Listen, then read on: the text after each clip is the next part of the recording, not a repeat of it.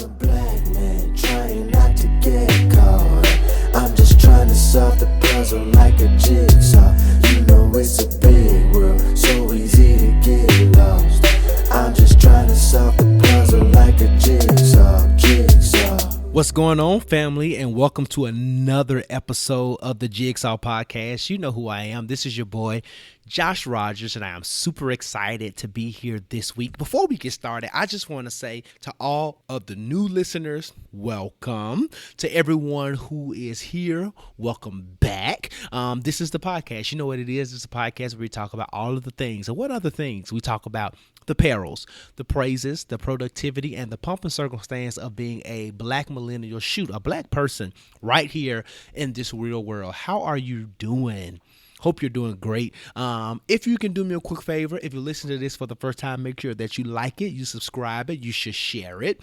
These things help us continue to grow, help us push what we're trying to push by elevating and amplifying black voices. And that's super, super important, right? So help us do that as we continue to grow as a podcast. I am super excited about today's conversation. Oh, wait a minute. I did not finish doing our wellness check. Y'all doing good? I'm doing okay. I am doing really great. I'm excited about this being a new month. I'm excited about September, and I am excited to get into all the wonderful things that I think this month is going to hold. It's my birthday month.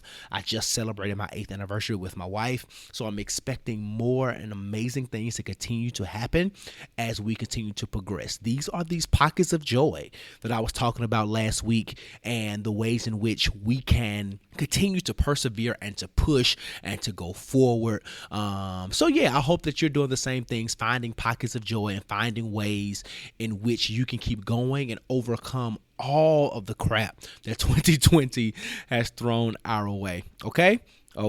All right. Super excited about this episode, but I won't hold you too much longer. We talking about HBCUs today, and yeah, it's going to be super, super dope. Y'all know I love all things black, and HBCUs have a special place in my heart, specifically my love for my dear old mother Morehouse. I love my school. And shout out to everybody else who went to HBCUs. All right. So let's get ready to get into this conversation. Let's go into the Bless Up Report. Yeah.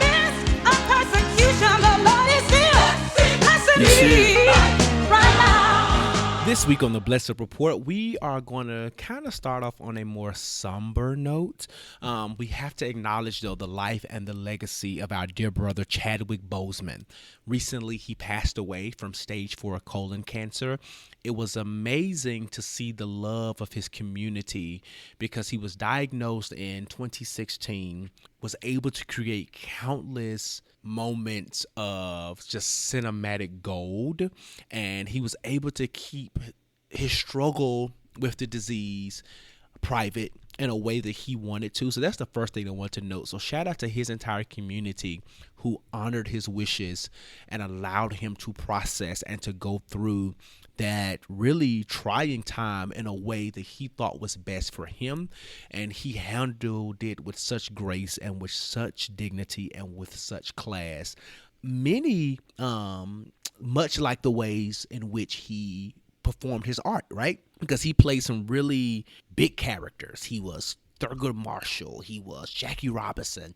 He portrayed James Brown. And most notably, he was the Black Panther. And I think that is the role in which kind of really catapulted him into just superstar. Like, he was already Chadwick Boseman, right? He was already a great actor, but the Black Panther just, specifically for the black community, just permanently stamped him as one of our favorites, one of our icons, one of our legends. And he was able to provide voice in a space that really did not have black voices, that really did not have black representation, and that is in the world of superheroes. So many times those spaces are filled with white people, more specifically white men. And I know me as a child, even though I saw the Black Panther as a fully grown adult, me as a child, I did not have black superheroes. We had the Black Power Ranger, right? But he wasn't out front. He wasn't the main guy. He wasn't,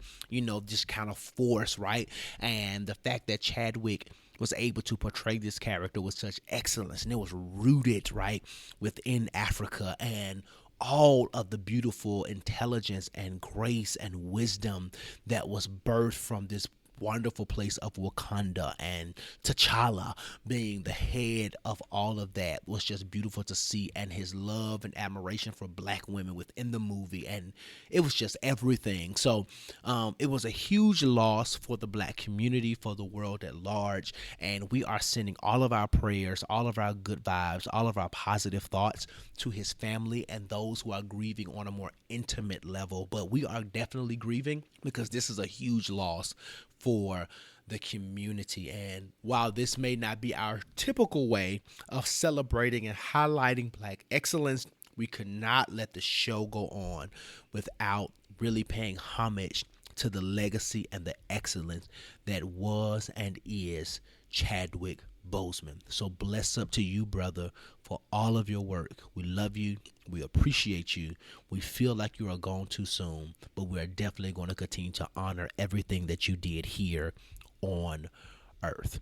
All right, let's get into the Billboard. You know, this is our hot topics or our pop culture segment. So Monday was a big night in the culture. And why was it such a big night? Because there was another versus battle. But, you know, we've had plenty of those. What made it so big? It was Brandon versus Monica. That's why it was so big. And it was a night for the culture. It was a night for R&B. I think that it was amazing. They took us down memory lane with all of the wonderful songs. I want to be down for what you're going through. I want to be down sitting up in my room. Trying to get next to you. And then Monica, so gone over you, right? Just one of them days that a girl goes through when you're lonely inside, right? So all of the things, right? I'm nobody singing, but y'all know I will bust out a song at any moment. But all of the things, they took us down memory lane and kind of made us realize that we should not have been probably singing and associating ourselves with those songs at 6, 7, 8, 9, 10, 11, 12 years old. But nevertheless, here we are. It was really great. In terms of who won, I came in thinking Monica would. Not necessarily, it was not going to be a landslide at all, right? Because Brandy has hits, Monica has hits. But one, I am a bigger fan of Monica's music, and that comes from, I want to debunk the myth, that comes from someone who's, while I may not be the best singer, I am musically inclined, right? I play keys, I was in the band, I study music. So yeah, I know a thing or two. So, but I still enjoyed her music more. Now, I definitely enjoy Brandy's artistry far more. The abilities that she has with her voice, her technicality, her creativity, and just the way that she colors her notes and her phrasing and the placement and her tone is all beautiful. But that does not take away from my ability to really appreciate Monica's music, like just her songs and the relatability in her music and her personality. I think all that shows up more in Monica's art, right? So I kind of thought Monica was going to win on that, because versus, right, it's not about artistry. It's not about necessarily who's the most creative and who's the, more technical singer. It's really all about the hits. And I think, just as a side note, we get so caught up in who we like the most, and we always bring our biases to these little competitions or whatever. But I think in this particular case, we are so caught up in the ability of these two singers that we actually kind of got lost in what Versus is really about, and it's hit for hit. But as the show would prove, is that while I never thought that Brandy would just lose like 15-2 or anything crazy like that, I did think that Monica would have a slight edge, but that proved not to be the case, because Monica played her song Sideline Ho, which I was never really a fan of that song, but she also played it against, I can't remember the song, but one of more Brandy's more relevant and bigger songs. And in that case, right, in the competition, that song lost.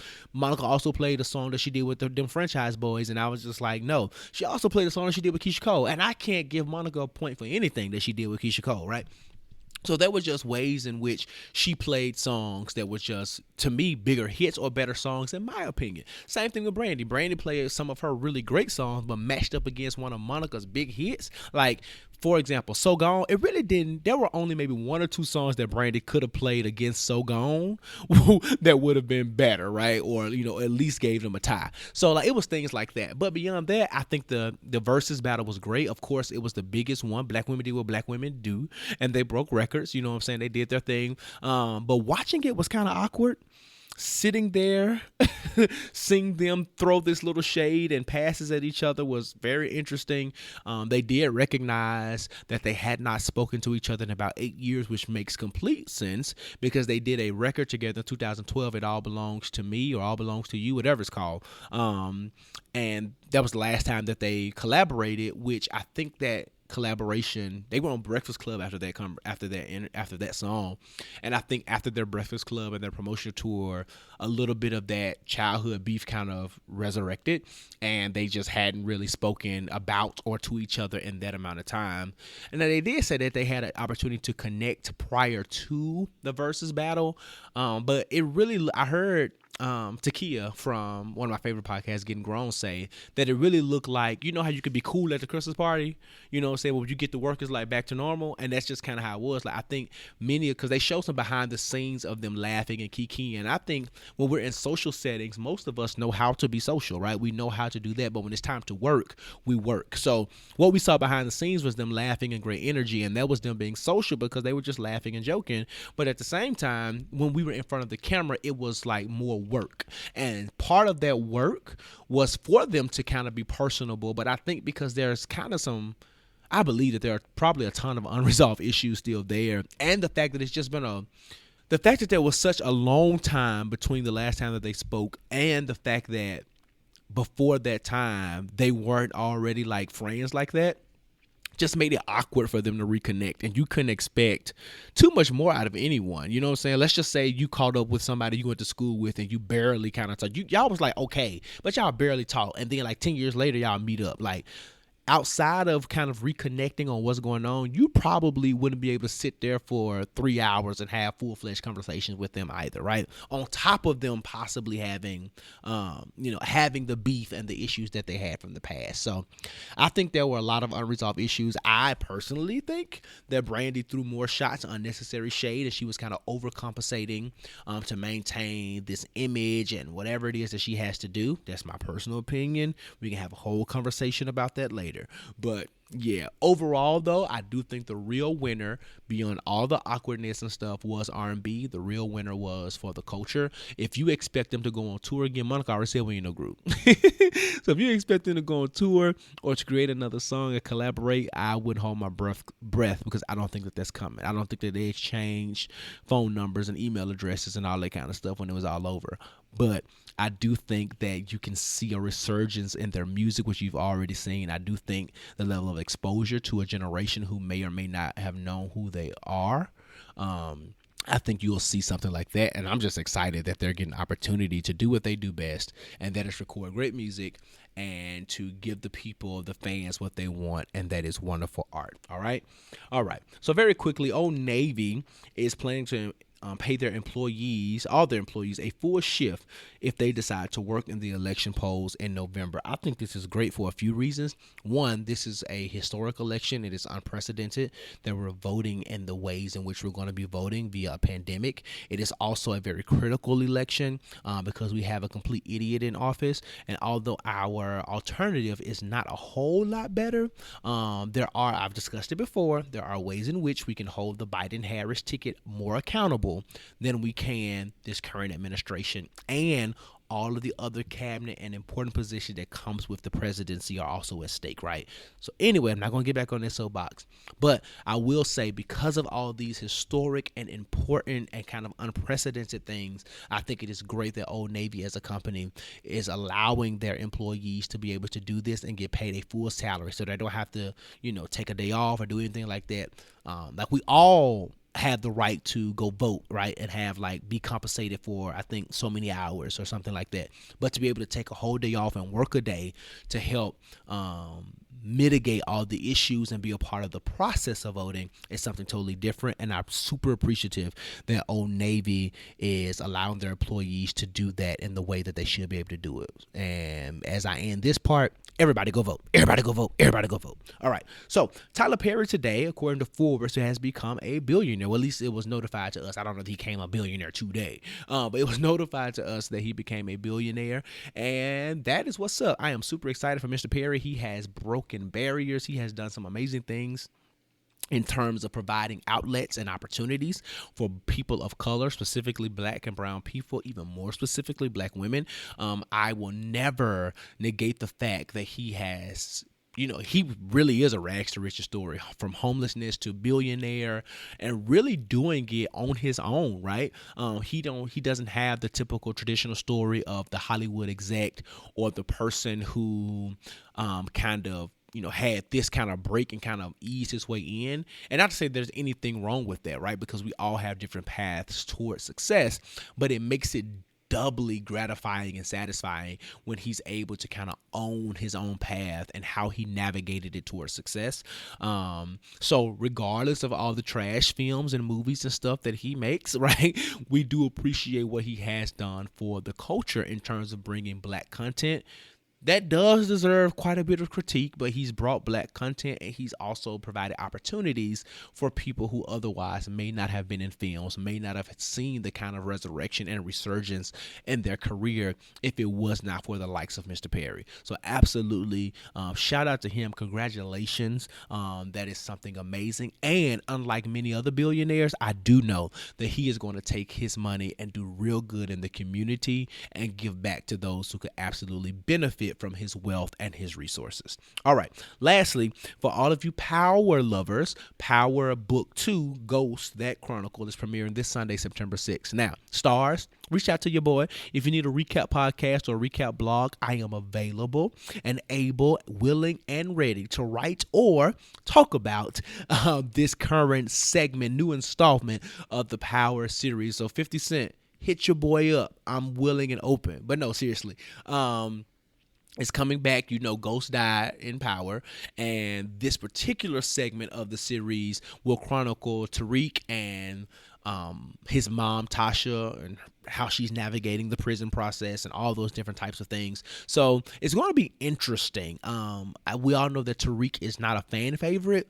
And just also, I don't know that his character was strong enough to be the focal point of a series. So we will see how the other supporting cast members and that entire ensemble works together to make this a powerful show. On the more optimistic end, let's really hope that this has become such, a big hit and not just like a one-off because of the initial hype, but let's just hope that this is a really big hit like Power was, because I think that did something great for the culture too, right? We were able to have that, even with all its violence and everything else, right? We had something for the culture that we could discuss, and we saw again black voices and black talent amplified. So if nothing else, we appreciate that. And on the second part, let's also hope that it's just successful in general, right? Because we want to see black art succeed. Alrighty, so let's get ready and go into the living room. Let me do something real quick, because I'm super excited about this conversation. You already know I said it is about the HBCUs, and I just want to show it. So wait a minute, can y'all hear that? Can y'all hear that? There it is. There it is. This is one of my favorite shows too. What May? There it is. I know now that I'm ready, yeah. Cause I finally heard them say that. What is it, Aretha? It's a what? Sing it to him. From you come from. Yes, it is now. Yeah, we gonna play the whole thing. Here's our chance to make it, yeah. Hey, if we. What am I doing? Boom, boom, boom, boom, boom. Come on, come on, come on, come on, come on. This is foolishness, but I'm out here now, so I can't give up. Yeah. Yeah. Yeah. Yeah. Take us home, Aretha. Take us home. Rest in peace, Queen. That's absolutely right. We are talking about HBCUs and HBCU culture today. I was able to sit with my frat brother, elected official from my hometown. What up, Memphis? Graduate of Lemoyne College, the only HBCU within the city of Memphis. My brother, Mickell Lowery, and we had an amazing conversation. So without further ado, let's go into the living room. Let's get ready to do this. Grab your drink, grab your water, grab your snack, head into the living room, go take a seat on the couch, and let's get into this conversation.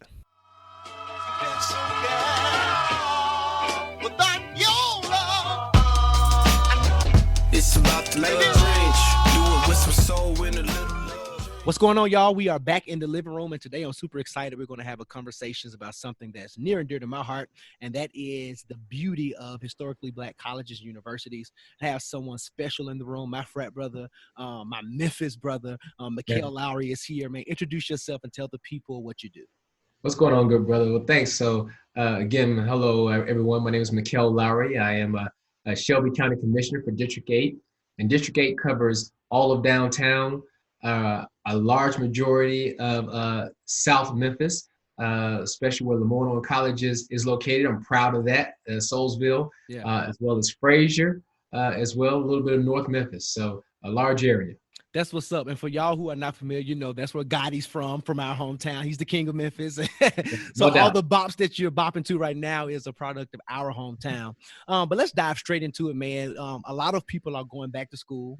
There's a lot of conversations around HBCUs right now, specifically with our vice presidential nominee on the Democratic ticket. And we'll talk about that a little bit later. But let's just start off by asking what made you choose an HBCU and specifically why Lemoyne College? Well, I grew up in an HBCU family. Okay. My mother went to Fort Valley State. My sister went to Clark. Okay. My brother spent some time with the Morehouse as well. So I didn't know anything else in my family, and thankfully that led me to go to HBCU. I always knew I wanted to go to a HBCU. It just mattered in what HBCU would it be. Mm-hmm. What led me to Lemoyne though was basketball, and I'll always be thankful. I have to say this. I'm always thankful to Coach Jerry Johnson, who's a living legend, who just turned 102 years old. He's a Memphis legend. He's a national legend. But thankful to him for giving me that basketball scholarship and helping me pay for my education. So it turned out to be one of the best decisions I ever made to choose Lemoyne College. But, you know, it was always taught to my family, though, that it was important to go to HBCU because of the family-oriented environment. Yeah. Quite frankly, the high school that I graduated from was probably at the time 60-40, 40% Black. So a lot of diversity in that school, but you know, again, a lot of folks who didn't look like you and I as well. So I wanted that HBCU experience. I grew up in a time where you know, a different world was coming out, right? And so I was young during those times. So I was like, where's Hillman at? When I was thinking, how about it was a real spot? I'm like, where is that at? You know? So I grew up in that era where you really want that HBCU experience. You wanted the bands, you wanted the pep rallies, you wanted the homecomings, you wanted all that stuff. I didn't get football from Lemoyne because we didn't have a football team. But I got all that from traveling around, so that's why I chose the HBCU. That's what's up. And shout out to your brother and sister for the AUC love. I'm a Morehouse graduate myself. Yeah, so man, and you're absolutely right. There's this like environment, this familial sense that we have at HBCUs because they're large enough to still feel like big colleges, but also small enough so that you can have that kind of intimate feel as well. And I think I had the opposite experience in high school, right? So I graduated from Hillcrest. Okay, yeah. And it was like 99.9% Black. Like we had one white girl in my graduating class. And I, for that reason, due to like young ignorance, didn't want to go to HBCU because I'm like, I want diversity, but not really understanding that in our Black communities, how much diversity is really present. So Morehouse really, the AUC, Morehouse, Spelman Clark, all of that really opened up my eyes to the beauty of diversity in our Black community and what we can bring as a people as well. So just like, that leads us straight into our next question. What are some of the common misconceptions that you think people have about historically Black colleges? Oh gosh, there are quite a few, and there's truth. There's a little bit of truth to and a little bit of humor. But I think the misconception number one is that you won't be as marketable for job opportunities upon graduation. And, you know, and I understand some of that to a certain extent, but until you get in the real world and you realize that that's not what it's about. It's about what did you gather from while you were there, experience, how were you able to network? Sure, some larger schools and some well-named schools can help you from a networking standpoint and open some doors from you. Definitely. But that's a misconception at all, because what it does, what you don't realize is that people and companies are looking for diversity. They're looking for diversity experiences, diversity of thought, and what we bring to a table from HBCU experience is totally different with someone that necessarily didn't have that or went to a predominantly white school. We bring that diversity of thought, and we bring the diversity of experiences. And then, you know, for me, I always looked at it, be honest with you, brother, I looked at it as having a chip on my shoulder, because I knew I could compete with anybody. I just need to get in the room. Oh yeah. I knew I listen, you know, and that's just a little bit of mentality that you have from an HBCU. You don't care if you're competing with someone that went to, you know, Harvard, Yale, whatever it may be, and shout out to anybody that can get in those schools. They're just not letting anybody in. So, you know, you have to have some a tremendous amount of brain power and tenacity to get in those schools. So I'm not disparaging that. But all I'm saying is when you put me on a level playing field, if I don't know it, I'm gonna figure it out. And if so I always took that kind of mentality. So I always wanted to put myself up against who was considered, you know, best of the best. And I think that's what I know it's what HBCU does for you. It gives you that confidence, which is important in a lot of things in life, because as you know, a lot of things that you learn out in the workforce are things you acquire while you're there. I mean, they're going to train you, things of that nature. There's some principles and skill set you need to bring to the table, unless you're obviously doing some strict discipline. I'm talking about, you know, being a doctor, things of that nature. It's some things you got to know.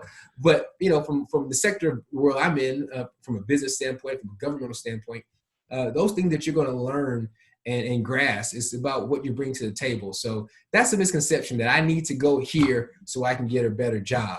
And in today's environment where you have places like the National Black MBA, which recruits from all over, and other organizations, things of that nature that allow you to compete for internships and jobs.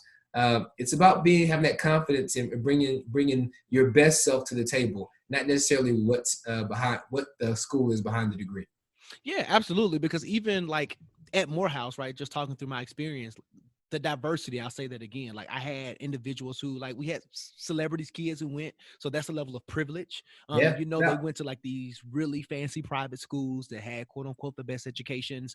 And even so that's entering, but even graduating, like I had friends who left Morehouse and went straight to Goldman Sachs. I had friends who went, you know, straight into some of the top tier Ivy League institutions for their graduate and professional degree programs. So I think that's a major misconception that a lot of people have wrong about us, that we can't compete, or we get this almost watered down version of education. And that's just not fair, and it's not accurate. No, it's not. And you gain a lot of other experiences too, being at a smaller institution, and especially being around HBCUs. I know I did. I mean, there's some experiences that I don't think I would have gotten anyplace else if it had to been for me being at Lamont College. And then, just like you just said, you know, people, especially in Morehouse, is a great school, and Howard, obviously, we'll talk more about our future Madam Vice President. Yeah. Hopefully. But when you see people at these schools are being successful in their own right, then it takes employers in the corporate world or wherever it may be to take a look and say, wow, you know, if that person came from there, there's other gems, there are other diamonds in the rough as well. So, you know, that's a great point. Yeah. So to lean into that a little bit more, as the world continues to progress, I'm using air quotes here, right? Yeah, sure. A lot of people are saying that HBCUs aren't necessary anymore, right? They were founded because we couldn't get into PWIs and things like that. What do you say to those critics who say that the relevance of them it's not there? Well, I mean, then I have to tell those critics we got to look at some facts, right? Yeah. So then I said we got to look at some numbers, you know. So they say numbers don't lie. Sometimes they can be misconstrued a little bit. But the highest percentage of doctors, lawyers, scientists are still coming from HBCUs. That's a proven fact. Again, they may go someplace else for their graduate school, but they're starting their undergrad college walk at a HBCU. Right. So that's what the numbers say. And then I'll point to something that you can't really put a number on. And that's about the opportunity that some people get at HBCUs they may not get other places. Made by needing that smaller environment, smaller classroom environment, that family environment that some folks, quite frankly, you need that. You need that little kick in the butt. You need that. You need that person in the registered office who know your name. You need the president to know your name. You need for the vice president of academic affairs to see you on campus, see you in the yard and say, why aren't you in class? And care about what you are doing as opposed of being lost in translation or lost in the numbers.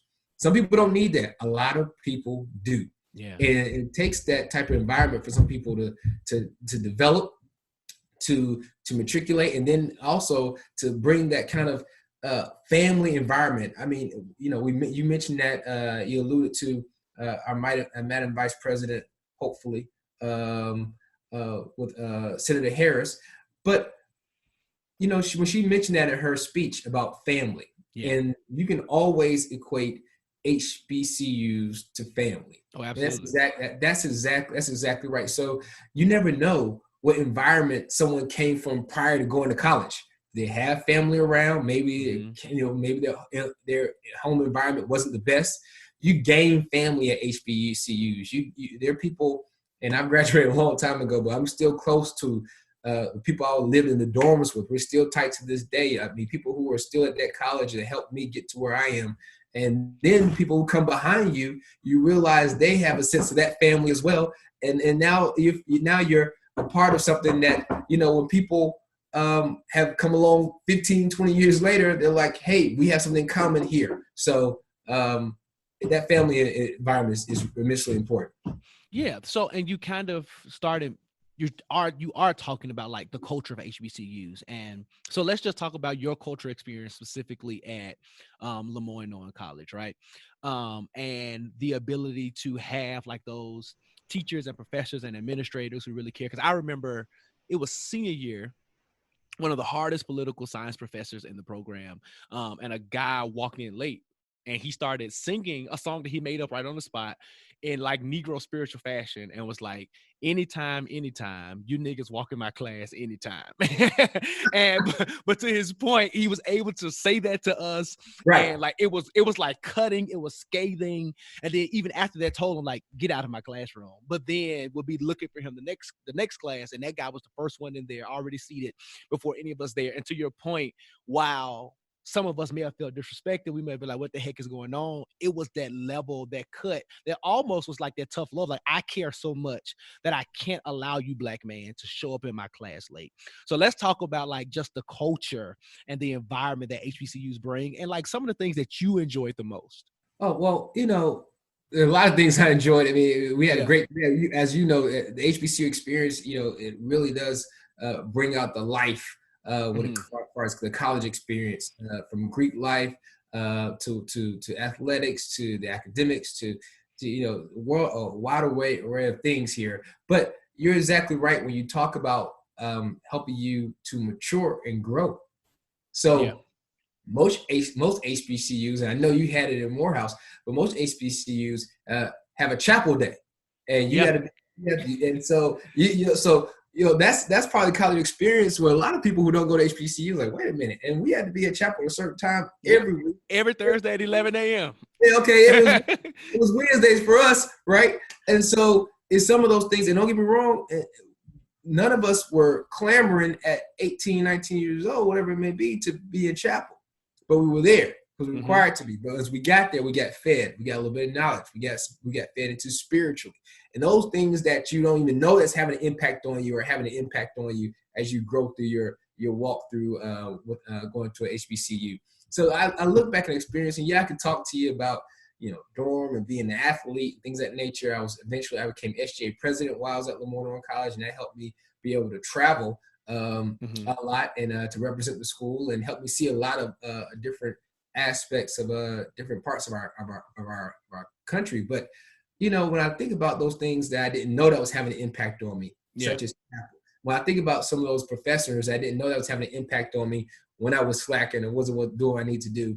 and was able to kind of pull me to the side and have a conversation that kind of tell me, I don't care you're an athlete.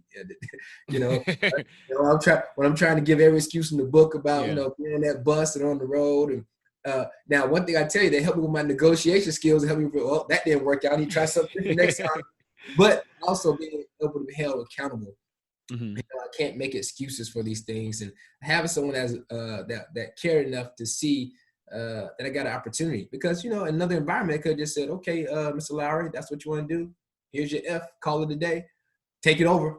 Then next thing you know, I'm taking more classes. I'm in more debt. I'm taking more time to graduate. All those things have an effect long term of what you're doing currently. So those things like that help me really appreciate the experience. Yeah, absolutely. And then just to kind of your point, some of the other stuff was just like, I know fried chicken Wednesdays was a thing. Yeah, no doubt. Fried fish Fridays. Fish Fridays for us. Yeah, we had. And now they fried up tilapia in Morehouse, which I kind of side-eyed, but like they had it. And then like every Wednesday we had this thing called Hump Wednesday. Well, it was literally just a block party right there in the middle of the yard every single Wednesday. But it was more than just us kicking it, right? So SGA would be out there promoting whatever initiative that the school had at the moment, or during homecoming, they had like this really distressed totaled car in the middle of campus, and they was like to discourage drinking and driving. So they use almost like these cookout family reunion type moments to, like you said, like there were very few moments that a lot of our, especially school-based gatherings, were not moments of learning and development and growth. And even just seeing some of I definitely know in my political theory classes, they would like start in the classroom and end up on the yard because we just were not done. We were arguing about how Socrates related to whatever we were talking about in 2009, right? And that's just stuff that when I went to Arkansas State for my master's and then Georgia State for a second master's, that I just didn't get there. I mean, partly because I was part-time, but the other part, like, it's just stuff that I didn't see among students and professors and faculty. No, I mean interject with that one too, because I agree with you. I graduated from Lemoyne, worked for a couple of years. I want to get my master's from the University of Arkansas. Okay. So the conversations were nothing like that when I got to the University of Arkansas. I appreciate that. I appreciate the experience. I appreciate the diversity of thought and of the environment. But it was nothing like the environment, that I came from. But which is good. You need those experiences as well, because obviously there's an aspect of what the world looks like. But you're exactly right. There's something about being able to build up that confidence first, to be glad you had those experiences, to have those conversations, to know how far you can take it with someone that can, we'll still be cool afterwards, to the point where we get to another environment like, I may just need to cut that off right there and go from that. Yeah, I mean, because one thing that we having a family conversation right now is that navigating that financial aid office is a skill.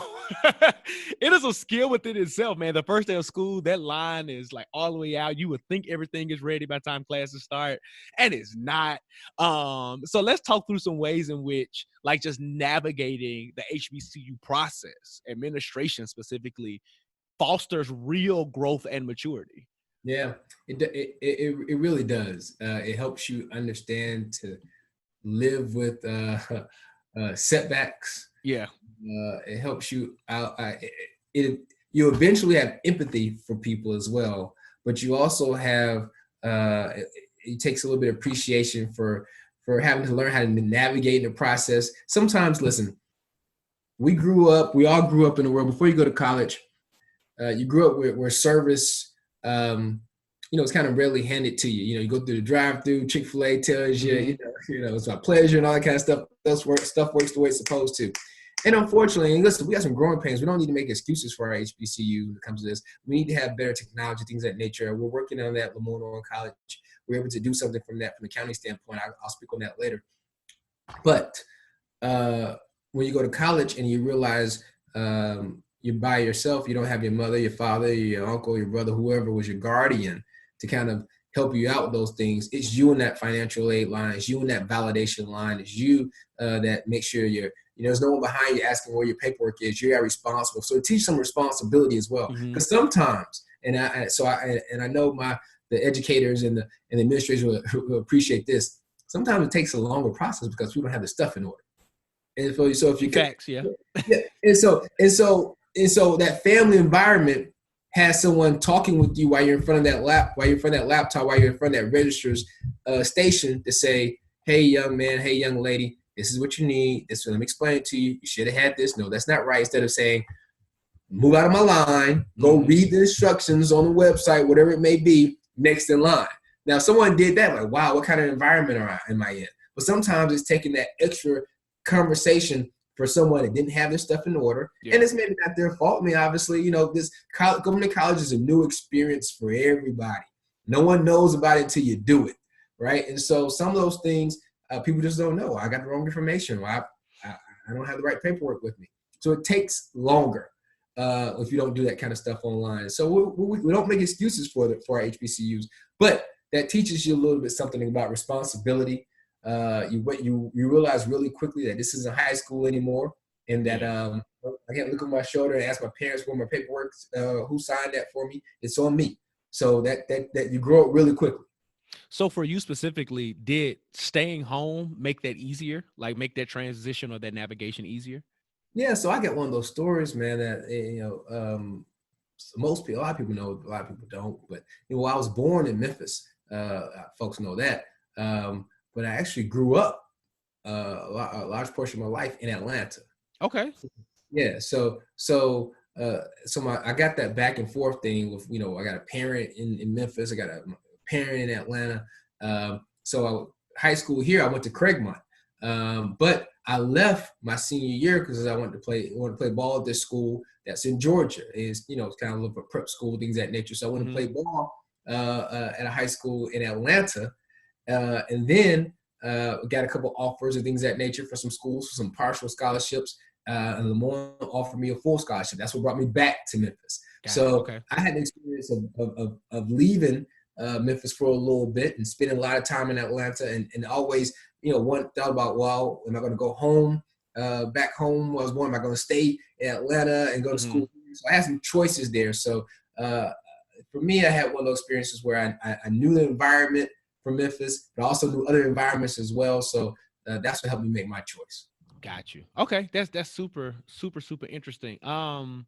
You mentioned earlier that you were around when Different World was popular.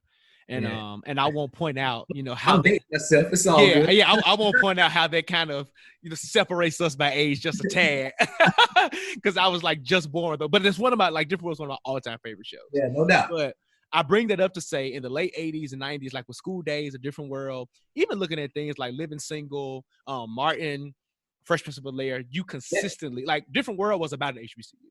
But and School Days, the movie was about an HBCU. But even in our sitcoms, you saw Morehouse Sweaters, Howard, all these different HBCU paraphernalia that people just had no connections at all to these HBCUs, but definitely had on the paraphernalia. So that was this almost intentional thrust of support and exposure that they wanted to give through media, right? Why do you think that shifted? Because we have shows like Blackness where Junior was supposed to go to Howard and the dad went to Howard, right? And we have other Black kind of sitcoms that are reemerging, but not more so that intentional push for education that promotes HBCUs specifically within Black families. Why do you think that shifted? Well, that's a good question, man. I think, obviously people look at what's selling, what's from a viewership standpoint. But I tell you, there's a market there still for that because, there's shows that are still popular. You mentioned Blackish, and actually had a spinoff about the daughter going to college, right? Yeah. So there's one as well. And there have been Netflix shows that are around high school, and you can see them matriculating to college as well. But you got to think about during that time, who are behind those shows. We're talking Bill Cosby, you're talking Spike Lee, you're talking John Singleton. I mean, all those folks from either they were in a fraternity or went to an HBCU themselves. They knew the importance of putting that image on film to give people another aspect. Because also what people want to forget during that time, there was a large contrast of things that were being exposed as well. That was also during the time of a lot of movies that portrayed a lot of violence. Menace to Society, I date myself on that, Boys in the Hood, things of that nature. Yeah, they had messages behind them. And the music that was really prevalent during that time as well was really, Tupac made guest appearances on A Different World. That's how popular he was. So you're talking about music on one aspect that showed one aspect of it, and then so it was important. I knew for those people to show another aspect on cinema. We know how to differentiate. We know entertainment, but I think it was still important to have that say, hey, you can listen to that. That's cool. Go watch those movies. That's great. Go support. But also here's another depiction of that black woman or young black man. Don't think it's just all what you hear on the radio and things of that nature. So there was a good contrast there, which I thought was good. And so, I think there's a market for that. And I hope something like that comes back around again, that really shows the positive lights of HBCUs. And who knows, again, with what's going on in our environment right now, a lot of things we want to be better and things that shouldn't transpire.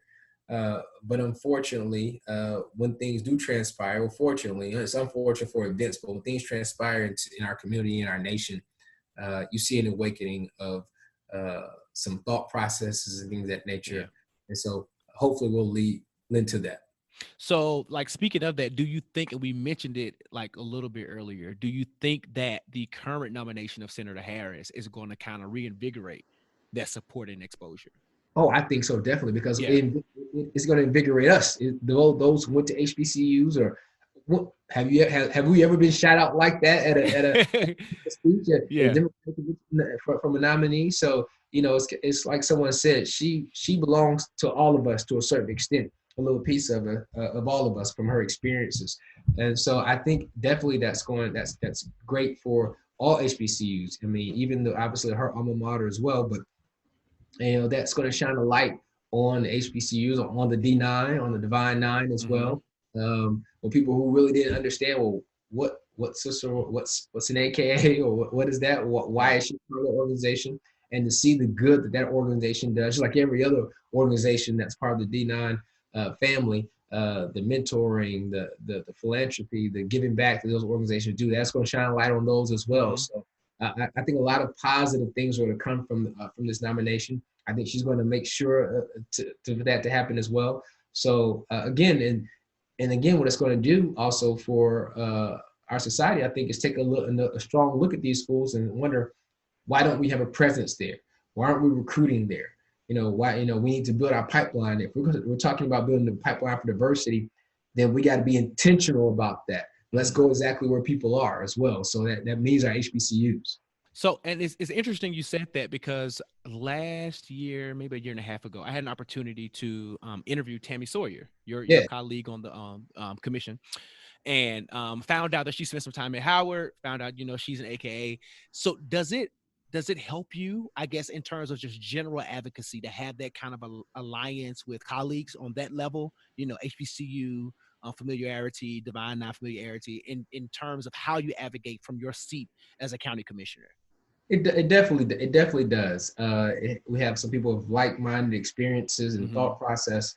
Is no doubt that those things help shape Commissioner Sawyer, as well as Commissioner Ford, Commissioner Van Turner, who went to Morehouse as well. Yep. Commissioner Reginald Milton went to Lemoyne College. Commissioner Eddie Jones, while he may not have gone to HBCU, but he's a member of the Divine Nine. So you find some commonalities within people, and to say, okay, well, what's important to our communities? What's important to Black folks? What's important to the people that we represent as in a whole? So it definitely does play a part by helping us come to some common ground, that where we disagree, we can say, okay. It kind of goes back to that family thing, those HBCU family. You can disagree with folks, but then next time you move on so you can, align with something else. So that's a great factor that we had that in common. So you mentioned a little bit that there were some ways in which Shelby County would kind of help with some of the struggles, let's just call them what they are, with Lemoyne. So what are some of the ways that Shelby County is helping, and maybe that can inform ways that other local governments can possibly help with the HBCUs in their communities as well? Definitely. Yeah, I was proud to be a part of this and sponsor it. The county commission recently awarded, along with the county mayor, $500,000 to Lemoyne College for its technology. Okay. Again, as when COVID hit us all, you had to adapt to a new normal. And Lemoyne, quite frankly, wasn't at the point where it could just go 100% to virtual learning Mm-hmm. because a lot of their students, just like a lot of, it mirrors our school system. Everybody in the school system doesn't have a laptop. Everybody Yeah. in the school system doesn't have Wi-Fi. And the most technology they have access to is their cell phones. And everybody's doing things from their cell phones. So how do you take an environment from those students? Well, a lot of those students may not have had, again, different backgrounds, upbringings. Who knows what their family life was like? This was probably where they were living, right? And you ask them, say, well, you can't come back on campus. So we'll be able to invest so they can have technology for all their students. Now they have laptops for every student on campus. Nice. They're really brought into uh, creating a virtual learning environment for their students as well. So those are things where the government was able to step right in and say, "Hey, here's a need. We're gonna meet that need. We're gonna treasure the only HBCU that we have in the city and the county, and we're gonna do what we can to help out in this regard." And the good thing about Lamont was on its way to doing those things, but Mm-hmm. our help has helped accelerate that process for them, and I'm glad also too, by us having some belief and people seeing where Lemoyne's trajectory. I mean, I'm sure you read about this or saw it was big news for Lemoyne that it got the largest gift in the college's Yeah. recently of It 40 was 40 million million, right? Yeah. Yeah. over period of time, which is equivalent of the $20,000 that Dr. Lemoyne put up to start the college back in 1862. That's how massive this gift is for a college of our size, Lemoyne size to this day. So that just shows that Lemoyne's on the right trajectory. You have other Mm-hmm. people that believe in what they're doing, see the pipeline they're creating, and when government can step in when possible to help out schools. And again, we're talking about HBCUs, but I don't want anyone to listen and think that we've done the same thing for University of Memphis. We've done the same thing for Christian Brothers. We've done the same thing for Rose when it comes to needs, because all of our schools are important. But we're talking specifically about HBCUs, and I was tremendously proud that we were able to step up and got unanimous support for that. All 13 county commissioners, which makes me even proud, because there are certain commissioners, as you know, that don't look like you and I, don't have that experience, don't know what the Yeah. HBCU experience is about, maybe sometimes question it themselves, but was able to see the need there and voted to support it. Yeah, and I'll say it, maybe because you can't, but like Lemoyne Nolan deserves, right? And like wow, and wow, like the help and stuff that you gave to university, like that they give to University of Memphis and the other great institutions that are in the city. We look at our HBCUs, our beloved institutions, as really underserved communities sometimes. Like we don't get the same amount of funding. Like our fundraising efforts are a lot more nuanced than maybe your major flagship universities. So when we get these kind of rewards and you see government step in such a way to be like, hey, they're doing great things in their community, we want to make sure that we're almost balancing the playing field in some sort, right? I think that's super, super important. The other reason why I love the $40 million donation is because, as much as I love Morehouse, I do understand the privilege that I have of going to like a Morehouse, right? Because just when Jeff Bezos' ex-wife, when she gave Yeah, out all of, like, she went to the Morehouse, the Spelman, the Howard, the yeah, whatever you want to call those yeah, top schools. And sometimes your Lemoyne Orange, your Delaware State, like all these different kind of schools kind of get like looked over. So it was, for me, I am glad to see some of the wealth being passed around and understanding why they may not have the biggest name or may not be as recognizable. They're still super important, and they're producing great people. yeah. And Yeah. the good thing you mentioned about that is that when you see, because that always happens when people give money, they go to Howard, they go to Morehouse, they go to Spelman, Mm-hmm. and being a product of other schools, I don't think no one's upset with that, because we need those schools to be successful, Yeah. right? You kind of, if it's going to be the top tier, if it's going to be a top tier in the family to a certain extent, you need, or the largest, especially with the amount of students, things of that nature, you need those schools to be successful. But you're exactly right. You want the Stillmans and the Paynes and the Miles colleges and things, Yeah.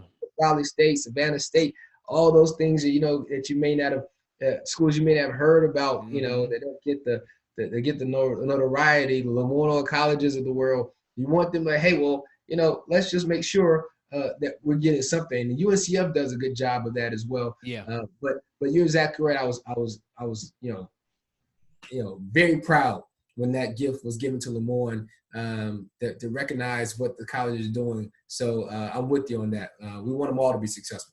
Absolutely. And it's interesting because when I tell people about Lemoyne or things like that, who aren't from Memphis, they kind of, look at me with an eyebrow up, or even when I say Alcorn or Lane or Yeah. Rust. And I'm like, being from Memphis, one, I'm exposed regionally, right? But also just understand HBCU culture. It's more than, Howard Spelman, Morehouse, Hampton and whatever. And again, they're great, but like there's diversity, and all of these really great institutions have really something really different to offer. Even if you just look at our homecomings, right? I've had the privilege to go to a few and enjoy myself at a few, and just like the culture, the environment, it all felt like family. You know what I'm saying? Because we're all coming together, but you can just really tell what some of their specialties were, how they embrace certain things on campus, what they highlighted.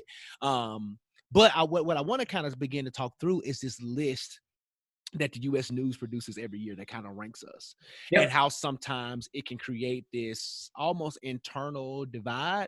So I want to ask you, do you think lists like that do more harm than good?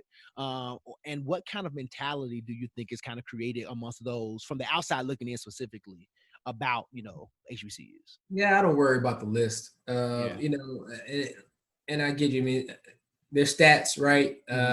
You have graduation rates, things of that nature, the cost of the college. They're very informative. But when you're making your decision about an HBCU, if you're really considering it, you're going to go on that campus for yourself. You're going to go talk to the people around there. You're going to talk to the students. You're going to talk to the president, maybe even that. That's what some things you get afforded to do at HBCU that you'll get to do at some institutions. Big facts. You're going to form your decision from there. Does it feel like home for me? Does it feel like a place I can thrive? You're going to talk to some alumni who can show you, oh, this is where I've got to because of. So again, the lists are there. That's fine. The stats are there. Graduation rates are there. They're important. We want them all to increase. We want all HBCU graduation rates to increase. They look at, we shouldn't probably be judged on the same playing field as most colleges, especially we have non-traditional schools. They track it for a 6-year period, but a lot of people stop going to school. They go to school. They stop going to school. They go to work. They go back to school. But they don't fall into the graduation rate because it's over a 6-year period. So they didn't graduate in that 6-year period. Then your graduation rate continues to fall. That person could have come back 2-3 years later, graduated. One of my roommates personally was on a plan longer than 6 years because they stopped going to school for a certain time. They moved back and worked, and they came back and went to school and graduated. So, there are a lot of things into this. It's like looking at, which we do have an issue with being better, but it's like looking at cities with crime. There's the stats, they're real stats. But if you were considering moving to Memphis or any other of those cities that maybe, or Chicago, does it feel like home to me? Can I thrive here? Can I make a difference there? There are a lot of people moving into our communities every day because of the wealth of potential that our community has. So, I don't get caught up in that. I understand why some people may say it may do more harm than good, but if you're basing your choice off that list anyway, you probably weren't considering, but maybe one or two anyway. And I get that. That's cool. So, couple of ending questions here. One is just give some final words of advice and encouragement to somebody who's navigating which HBCU to consider. And then what does that advocacy look like? Like, I know you have daughters. So what does that look like for you? Because I know in my house, my sons, I'm like, you ain't gotta go to Morehouse. Like, I want you to, but I am definitely pushing HBCU for undergrad. Ultimately, it's their decision, and I want them to make it. But what does that advocacy look like for you? And then what would you tell like a senior right now who's thinking about one of our HBCUs? Well, first I'll start with the senior. I tell them, get on campus. Take a visit if you can. If you can't take a visit there, make sure you're doing a virtual visit. Do a virtual walk. Talk to people talk to current students, talk to some alums who've gone there as well, and talk to people on campus. And so really realize that that's the place for you. I tell you, all HBCUs is going to create an environment of learning. You're going to thrive. You're going to have family. But again, there may be some that may be larger on the HBCU side. There may be some smaller schools that fit well for you. Maybe a direct discipline that you're interested in. Tell me about the engineers that have come out of the school. Tell me about the urban educators that are coming out of here. Think about what your passion is and where your walk is, and then align those questions and that discussions with folks who are on campus. Mm-hmm. And then you may ask yourself, you may want to say, well, and do I want to go to a school where those things are already in line for me as far as my activities of that nature, or do I want to go somewhere where I can help bring in my own thing, and they don't have this here, I could bring that here. I used to promote, maybe you promoted parties, maybe you promoted events where I could bring that to the school. There's a lot of things you can really get involved. So I tell you that you can really make a name for yourself, or really have some more involvement from HBCU. And obviously, again, some of our sharpest thinkers and our movers and shakers and our philanthropists, our politicians and educators, they're coming out of HBCUs. That's proven fact. Again, I hear what you say about your sons, and I'm with you on the same. I joke with mine. I like to look. If I got to pay for it, I get to choose where you go. So that's kind of one of those things where, again, that's not the case. It's going to be up to them. But I say that so they can make sure they're focusing on their schoolwork and they're doing the best they can to earn the scholarships they can. I remember my parents told me, they're like, look, you got to pay for a third. You got to figure it out. Dad's going to pay for a third. Mom's going to pay for a third. You get the other third. Mm-hmm. Well, thankfully, I was able to take care of that 100%. Yeah. Thankful to Coach Johnson again. But at the same time, that instilled in me, okay, this is just not going to be a, mom, dad, write the check, we didn't have it like that anyway. So, but I tell them, listen, I would love for them to attend, to go to an HBCU. Yeah. I'm going to always talk about that. Always, they're going to be around Lemoyne. They're going to be around other schools as well. And hopefully they'll make their own decisions from there. And, I'll try not to pressure so much, but, in my household, I knew early on that's what I was doing. And I think as time goes on, my daughters get older, they'll figure that out as well. Yeah. So one last question as we wrap up. I think everybody has that one professor and that one cafeteria worker who always looked out. Do you remember? Like for me, it was Tobe Johnson, the guy who I talked about, who sang the song, Dr. Tobe. He was amazing professor, hard as all get out. I'm gonna say it that way. But like stayed on us. Absolutely amazing, impacted my life, my career, how I think about the world. And then Miss Gwen, who always looked out. She was giving that extra piece of chicken. She saw when I was tired. She saw when finals kicked my butt. So who are those people for you? Yeah, so I got a couple, but I got to start off with Dr. McFarland. Still there. He's also as well. He was my marketing professor, business professor, and he just basically stayed on us. He stayed on us about what we should be doing, and didn't let me slack up. If I didn't have my work assignment, I try to come in with the, we were on the road for the past, week and a half. Just got back, and I didn't have time to doing practices. And he was like, Mr. Lowery, that's no excuse for your responsibilities. And he said, maybe I need to talk to the coaches for you. And I'm like, well, no, hold up. So I always appreciate him for being straightforward and for really pushing us to be responsible in our classrooms. And, it wasn't so much, we had a lot of cafeteria folks, folks, but for me, it was really her name was, God rest her soul, she's no longer with us, but her name was Jodelle Cox. Mm-hmm. And she was in student development and academic affairs.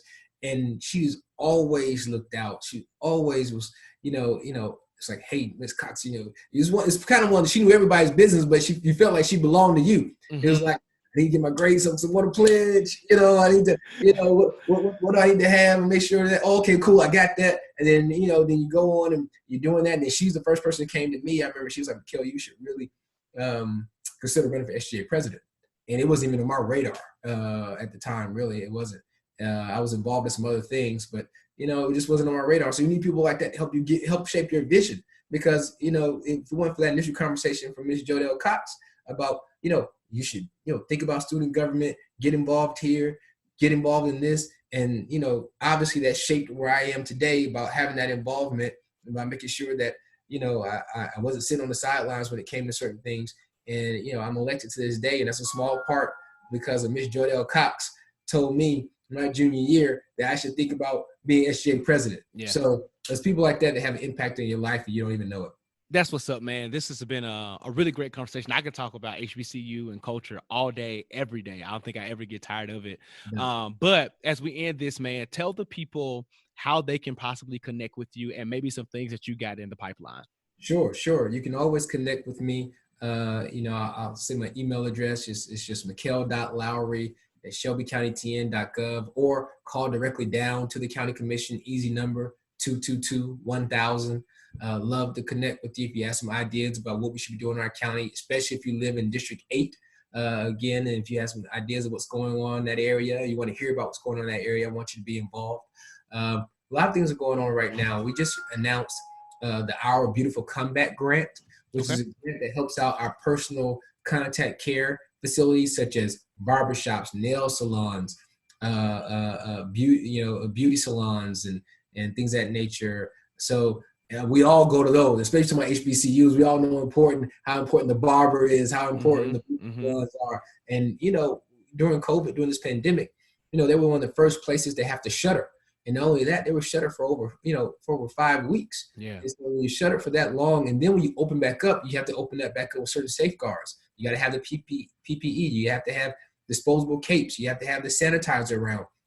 So you open, you have additional expense. So now there's a grant program that you can go apply for, up to $2,000. We set aside $1 million for these small businesses. And no, that doesn't change the world, but that can help someone keep the lights on for a couple months, or pay for the sanitary supplies they have to have in order for their business. So we're doing a lot to help small businesses out right now, especially during this COVID time. We make sure that we have grants available for our nonprofits that are really stepping up to assist with a lot of COVID-related activities. Yeah. So that's what we're doing right now. I'm proud to see the work that we're doing. Awesome stuff, man. So again, thank you, bro, for coming and being a part of the podcast. We're going to ask him to stick around for a while, and we're going to talk about some Black man self-care in a minute. Let's All right, get to sounds it. good, man.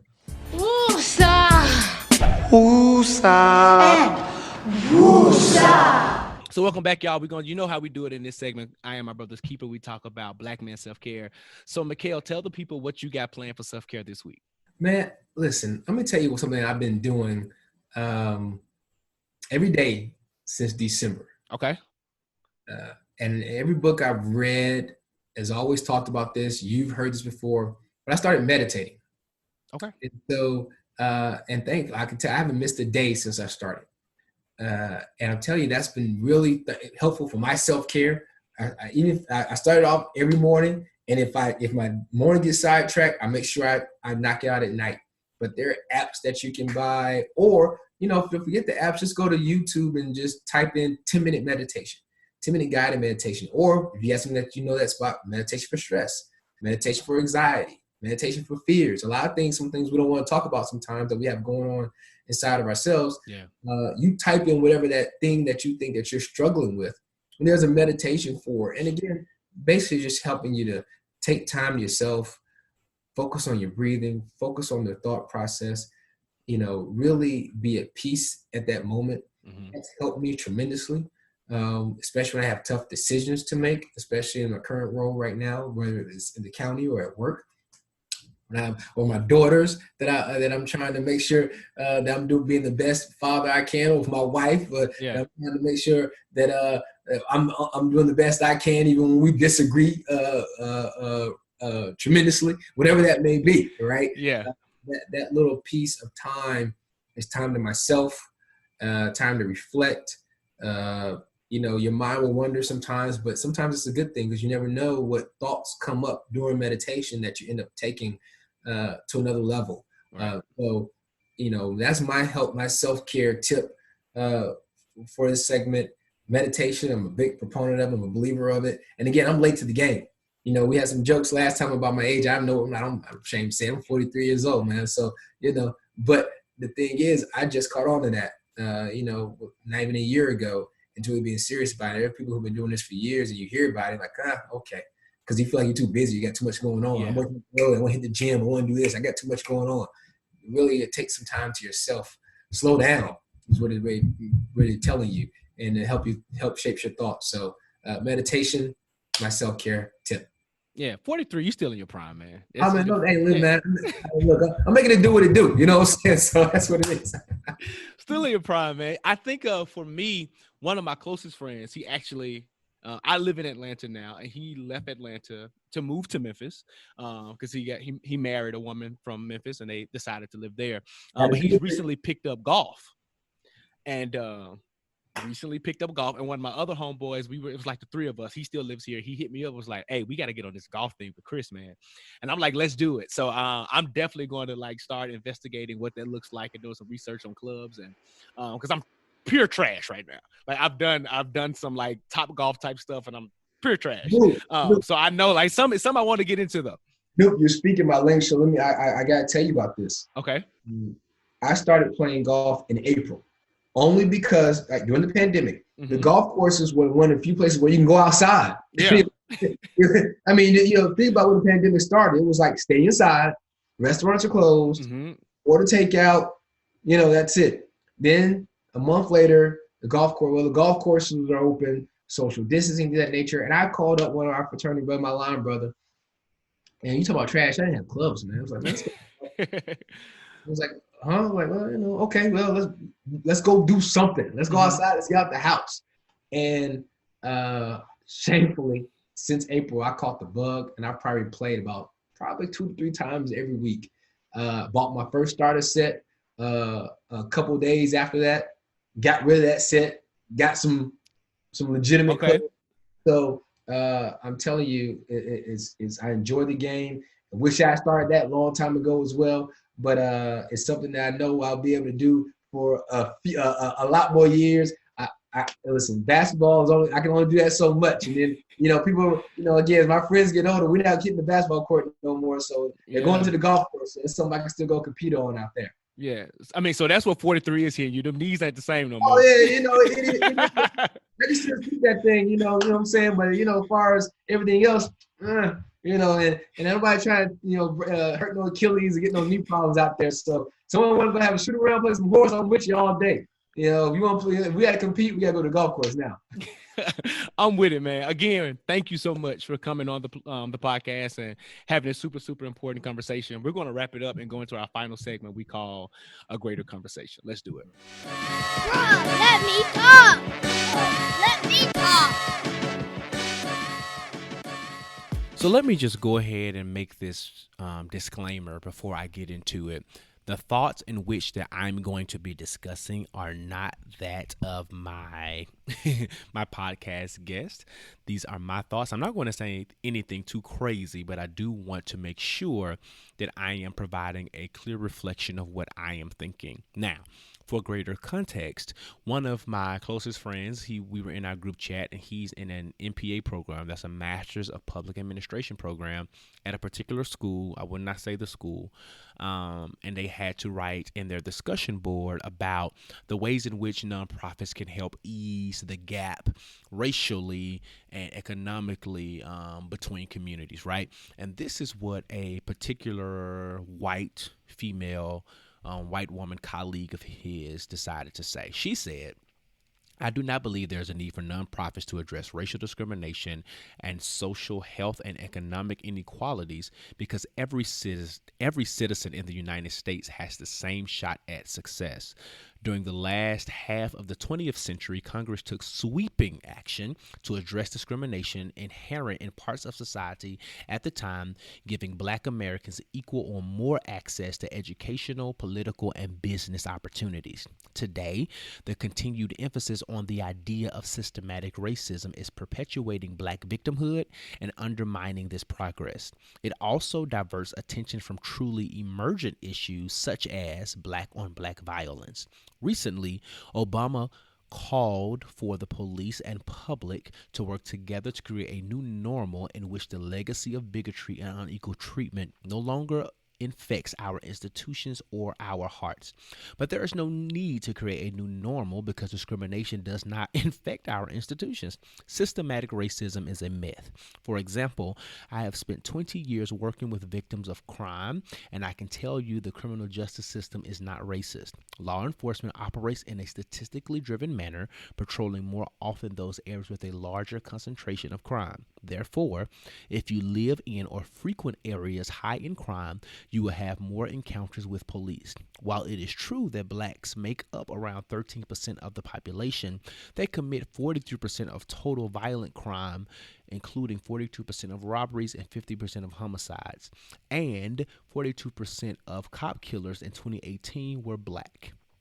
I think the best thing nonprofits can do is to continue to support struggling families of all races by providing mentoring services, sports teams, and after-school programs for youth to help them avoid the pool of gangs and drugs. Nonprofits can also be hubs for education, job training, and resources which empower adults to seek and maintain employment. First of all, this entire statement is absolutely asinine and erroneous, and it makes me beg to question, as much as I love my brother, the admissions process of this institution to let such a terrible thinking bigot within their program. Let's just start at the basis, right? This is a Master's of Public Administration program. Now, I've earned my Master's of Public Administration, and every program is different, but one consistent line within this program is that they equip future leaders to be able to run, right, and administer those word public agencies, nonprofit sectors. So a lot of people you see who are politicians, a lot of people who you see who actually run and operate and hold really high positions within quasi-governmental roles are those who hold the public administration degree. These are your mayors, even some attorneys, your city council persons, your county commissioners, your leaders and directors of housing administration, your leaders and directors of school boards and school systems, right? Principals, all of these kind of people that create policy and legislation and principles that affect the livelihood, literally the livelihood of the people and the constituents within the communities that they are a part of. So to have an individual who thinks this way is absolutely scary. Right. And it speaks to the very true narrative and fact that the reason in which many of us, specifically black and brown folks, suffer and are disenfranchised because there are individuals in places like these who hold seats and sit in positions that are meant to affect change and that are meant to really kind of constitute how we navigate life. These are the type of people that are getting degrees and taking on these types of jobs and positions and creating policies that affect us. Right. So let's just start with a few things. One of the things is that she said that nonprofits should not play a role in addressing racial discrimination and disparities within health and economic status. Well, there should be more nonprofits dedicated to the work of addressing racial disparities. Why? Because they exist.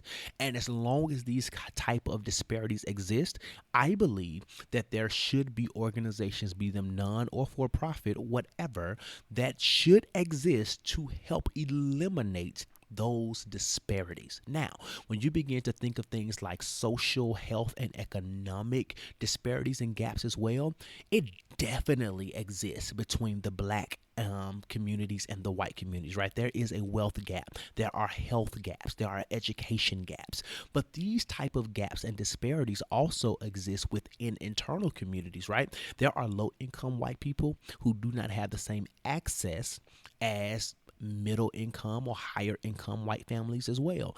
It happens within the black community. It happens within the Latino community. It happens within our Asian communities. It happens within our Native American communities. It happens, right? But the more gasping and the more awing gap is those gaps that exist between black and white communities. So when you say nonprofits should not address any of these disparities. Not only are you saying that it is okay for white people and black people to be on uneven playing fields, but you are also suggesting that low income people and higher income individuals should not have any medium or middle ground, and that low income people do not deserve the help and the assistance of organizations to allow them to have access to resources to help close this gap. That was your first mistake, young lady. The second issue that I have with this is that you talked about the sweeping ways that Congress has implemented programs over the years to address some of the disparities that has happened and occurred and is still occurring within the United States. Are you referencing things like SNAP, better known as food stamps, or the housing choice vouchers, better known as Section 8? Are you looking at things like TANF and all the different types of governmental assistance that helps needy families? Are there people who take advantage of these systems? Oh, absolutely. But that is not a black issue. That is a human issue. Are there ways in which these programs can be administered to be more equitable and to have less red tape and to have a better level of compliance and auditing? Sure, we can talk about that.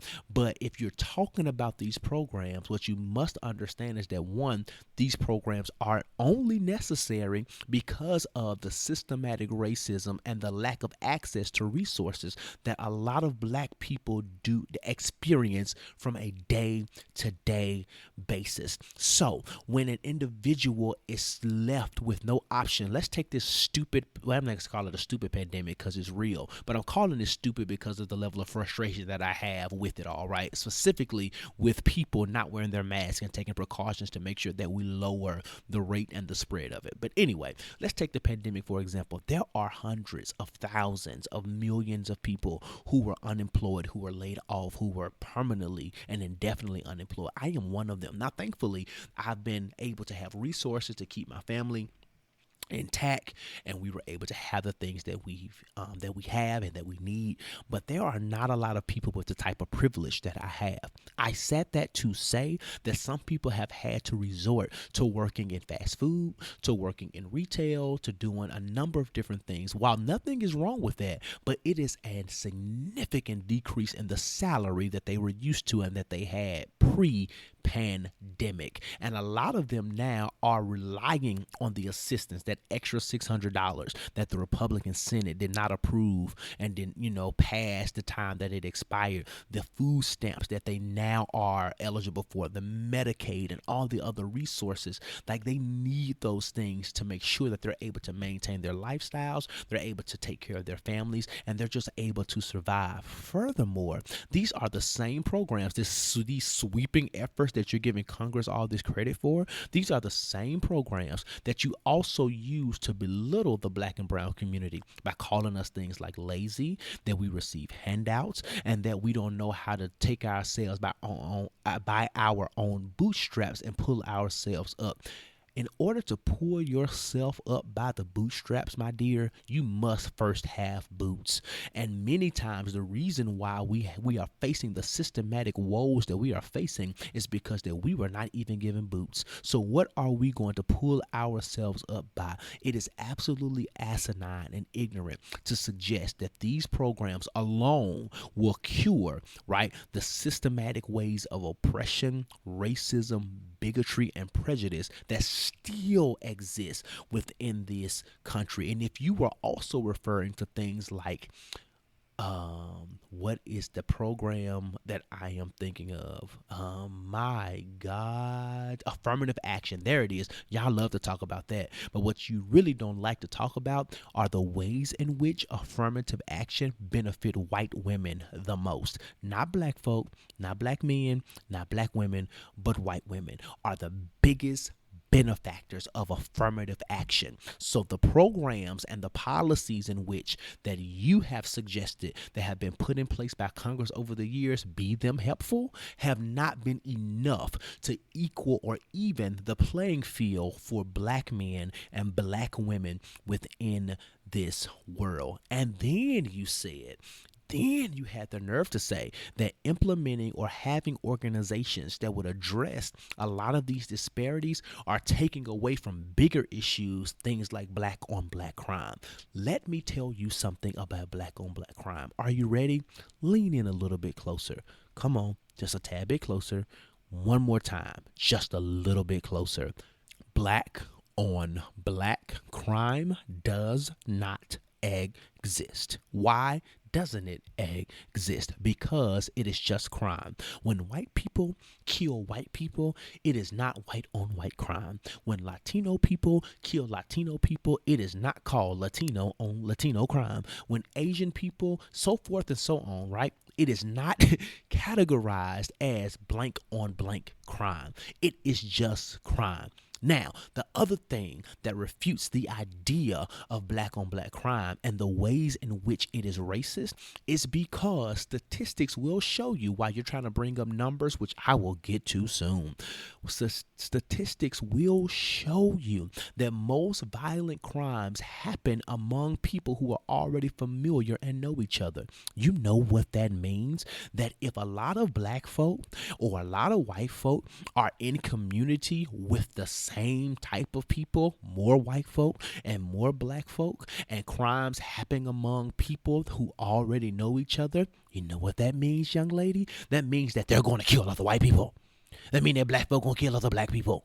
And it's just crime. Does it excuse the crime? Does it excuse the murder? Does it excuse the assault? Absolutely not. But what is suggested that these type of crimes happen most often within the communities of the people who live there. Very rarely are black folk just going into white suburban areas and shooting up the place. Not happening, right? Not in the ways in which you are alluding to.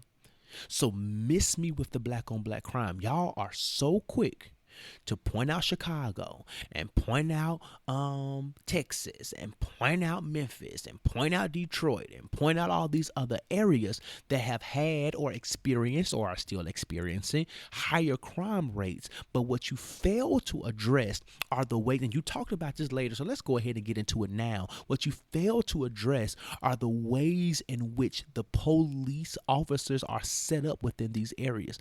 If you put more police officers within a black community, it is an automatic fact that there will be more arrests and more criminal records within that community because you have a higher rate of patrolling. So even if I run a red light, even if I get into a domestic altercation, even if I get into a street fight, if a police is consistently patrolling that area, he or she is more likely to make an arrest or to see what could be considered a petty crime or whatever, simply because there are more people within that area. Now, that could be a double-edged sword. Why? Because we do need police officers to patrol our areas and make sure that they're safe. But over-policing is an issue. It breeds fear.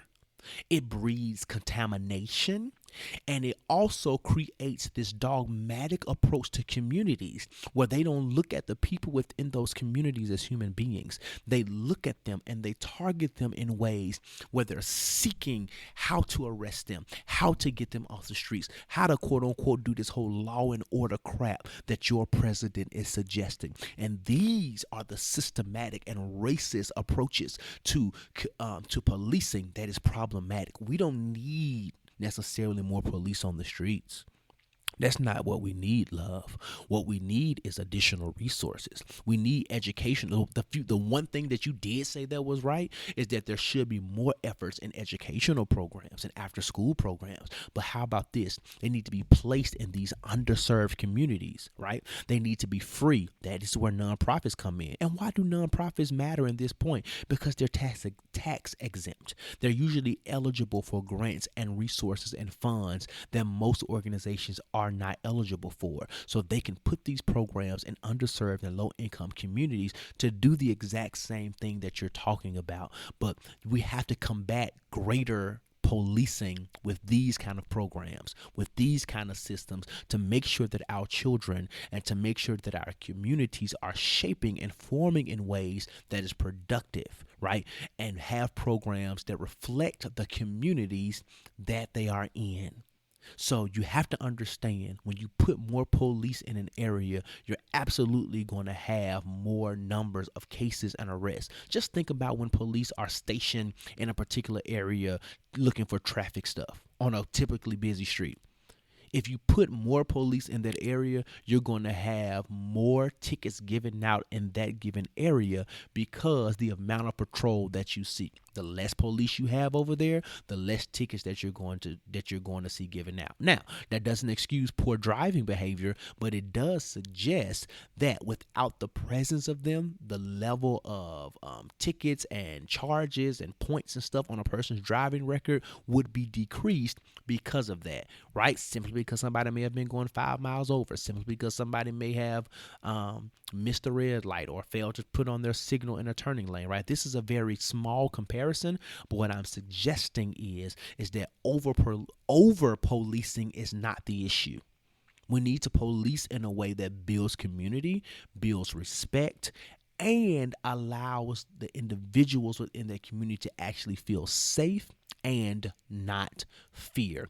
One of the other things that you said, which is probably the most problematic of them all, is that systematic racism is a myth, and that you actually work in the justice system and you had the unmitigated gall to suggest that there is no racism in the justice system. First of all, our justice system is just that, not just. And the fact that you can't see the racism within the system that you work in speaks to the level of privilege that you live within. It means that you're refusing to see it. Matter of fact, I can almost assume you're one of the problematic individuals that says you don't see color. And that is the type of person that would say these type of foolish things, these type of ignorant things, these type of bigotry-filled passages of language and building narratives around racism by first countering that it is a myth and it doesn't exist. Let me tell you the ways in which systematic racism exists. Is when a man can be on the streets selling cigarettes, albeit illegal, I'll give you that, and then be arrested and then killed, and the police officers not prosecuted for murdering a man on the streets. But then a white man goes into a church, kills the people within the church, and is arrested peacefully, taken to Burger King to get something to eat, faces his charges, and goes on about his life while in jail, but still the consequence and the approach to the crime is very different. I die over cigarettes, but I can live if I'm white, if I murder a whole bunch of black folk. The ways in which our quote unquote justice system approaches crimes that are vastly different is one of the biggest examples of systematic racism. The ways in which Donald Trump is trying to talk to suburban moms and suburban wives and talking about there won't be low income housing within those areas that he's going to protect their communities. You know what that is? That's systematic racism. That's a form of redlining. That's a form of housing discrimination. The fact that I just read an article last week about a mixed family who got an appraisal on their home and got one appraisal price. He took down all of the pictures of his black wife, got the house reappraised, and it was worth almost double. It went up almost double in its appraisal value. Systematic racism. The fact that even in because housing is one of my specialties, public administrator. The fact that white realtors will only show black families a select number of homes in select areas because they don't want to continue to infiltrate predominantly white areas. You know what that is? Systematic racism. The fact that schools that are predominantly white have greater resources and access to funds than schools that are predominantly black within the same school district, within the same city. Systematic racism. The fact that black and brown folk oftentimes don't have access to proper health care. Oh yeah, Corona has proven that public health, racism is also a public health issue, right? Systematic racism. These are the things that we're consistently fighting. These are the barriers that we have to consistently get over.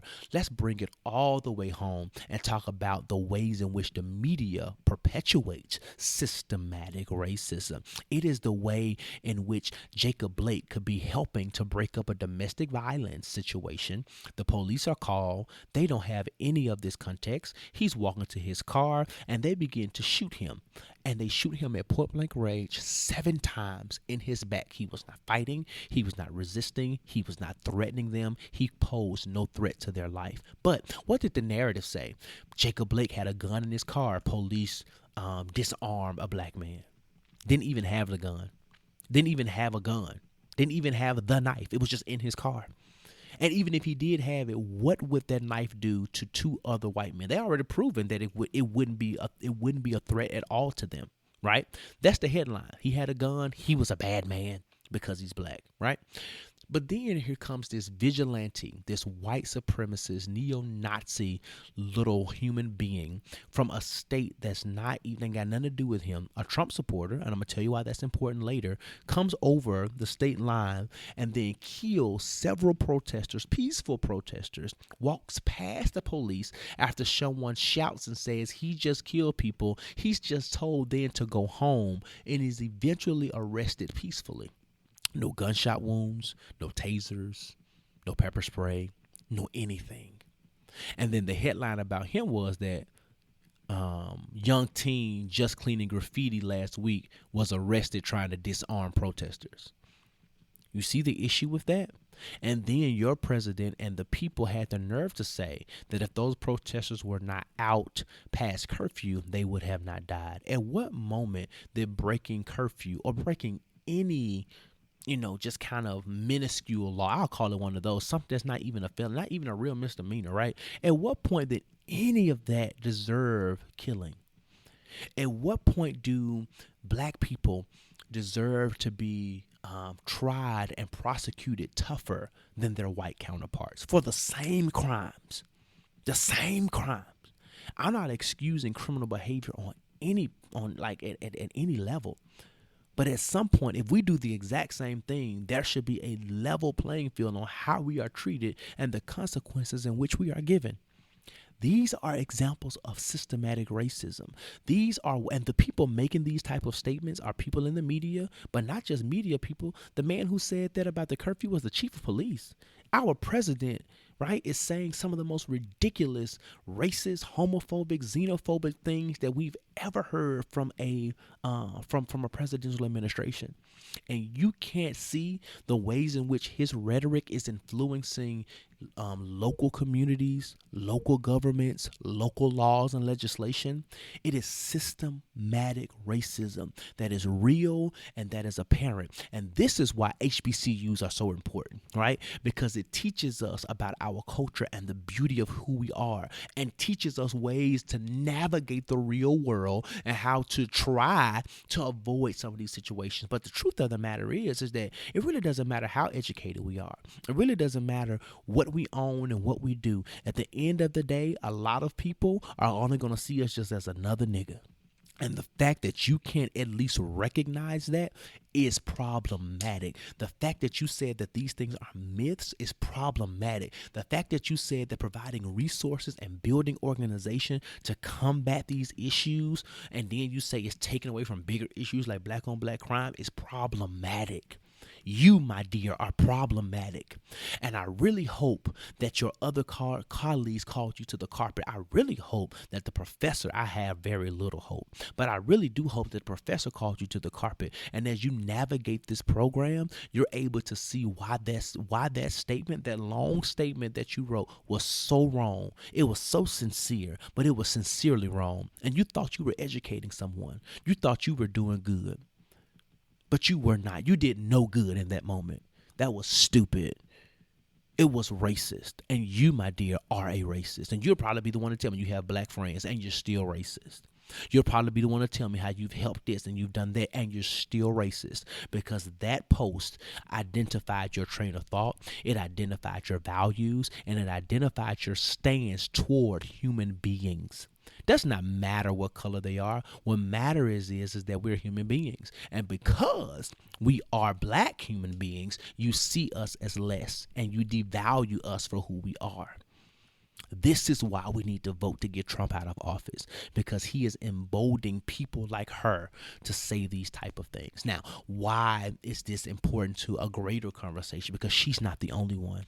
And the scary part about it, like I said before, is that there are other people who are in her position getting degrees that she's getting and sitting in positions that she will probably sit in the future, making important decisions about the livelihood and the well-being of humans, and does not even value human life.